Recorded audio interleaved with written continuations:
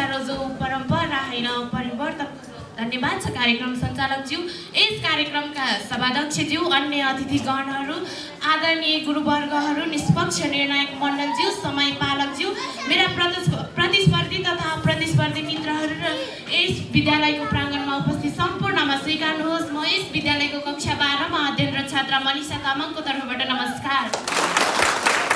आज मिति 2082 साल 11 महिना 17 गतेका दिन श्री कालिका माध्यमिक विद्यालयको 65औं वार्षिकोत्सव कार्यक्रमद्वारा आयोजना गरिएको हाम्रो वक्तृत्व कलाको शीर्षक रहेको छ बाल विवाह न्यूनीकरणमा विद्यार्थीको भूमिका। सभाध्यक्ष महोदय, समुद्रको गहिराइमा पुगेर मोती टिप्नुभन्दा अगाडि समुद्रको गहिराइ जान्न आवश्यक हुन्छ भने चाहिँ कुनै पनि विषयवस्तुको गहिराइमा पुग्नुभन्दा अगाडि त्यसको विषयवस्तुको परिचय दिन म सान्दर्भिक ठान्दछु। नेपालको कानुन अनुसार 20 वा सोभन्दा कम उमेरमा गरिने विवाहलाई बाल विवाह भनिन्छ, जसलाई इङ्ग्लिसमा चाइल्ड म्यारेज पनि भनिन्छ। न्यूनीकरण भन्नाले यसको अन्त्य कसरी गर्ने, यसलाई रोकथाम कसरी गर्ने भन्ने बुझिन्छ। विद्यार्थी भन्नाले ज्ञान आर्जन गर्ने व्यक्ति जो केही सिकिरहेको हुन्छ र भूमिका भन्नाले उनीहरूको जिम्मेवारी के हुन्छ त? हुन त सृष्टि सञ्चालनका लागि विवाह अपरिहार्य हुन्छ। विवाह एक केटा र केटी बीचको वैधानिक सम्झौता हो। विवाहले केटा र केटी बीच मात्र नभई गाउँ, समाज, राष्ट्र र अन्तर्राष्ट्रिय सम्बन्धलाई समेत स्थापित गरेको हुन्छ। तर यसमा बाल शब्द मिसिनाले यो गैर कानुनी बन्न पुग्यो। निष्पक्ष निर्णायक मण्डलज्यू, आज विश्व कहाँबाट कहाँ पुगिसक्यो। विकसित देशहरूले मङ्गल ग्रहमा बस्ती बसाल्न लागिसक्यो।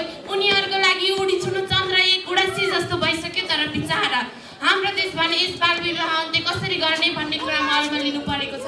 विश्वको तथ्याङ्कलाई हेर्ने हो भने बाल विवाह हुने देशहरूको सूचीमा नेपाल 10औं स्थानमा पर्छ र एसियामा भारत र बङ्गलादेशपछि तेस्रो स्थानमा पर्छ।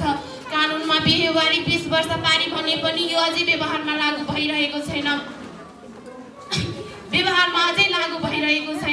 हामीले सानै उमेरमा विवाह गर्छौँ, उनीहरूको शिक्षा हुन्छ, बेरोजगारीको सङ्ख्या बढ्छ।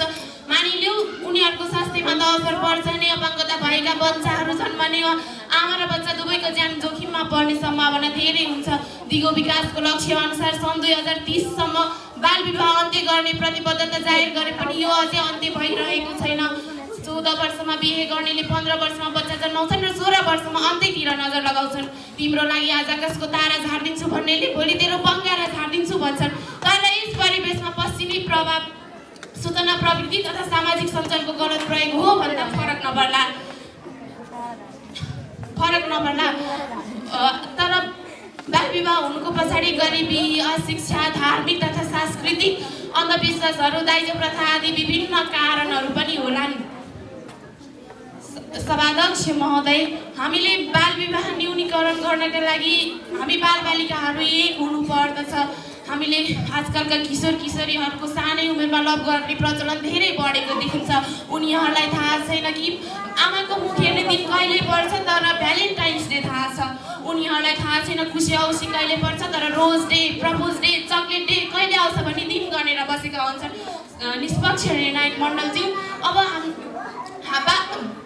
बाल विवाह हाम्रो समाजको एक दीर्घकालीन रोग हो। यसलाई न्यूनीकरण गर्न त्यति सजिलो त छैन, तर असम्भव पनि छैन। अब बाल विवाह न्यूनीकरण कसरी गर्ने भन्ने बारेमा पनि थोरै चर्चा गरौँ।